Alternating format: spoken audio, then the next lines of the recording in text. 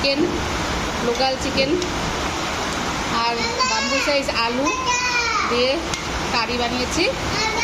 কালারটা কিন্তু অসাধারণ এসেছে, কিন্তু মোবাইলে জানি না কীরকম আসছে, হয়তো খুব একটা ভালো আসছে না, কিন্তু কালারটা দারুণ এসেছে। আর আমি এখানে একটু খেয়ে দেখবো কীরকম হয়েছে।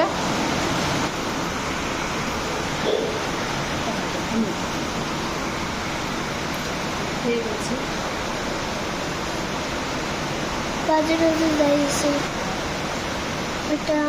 দারুণ দারুণ দারুণ অসাধারণ।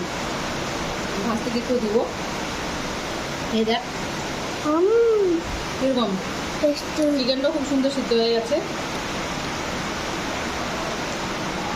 দারুণ।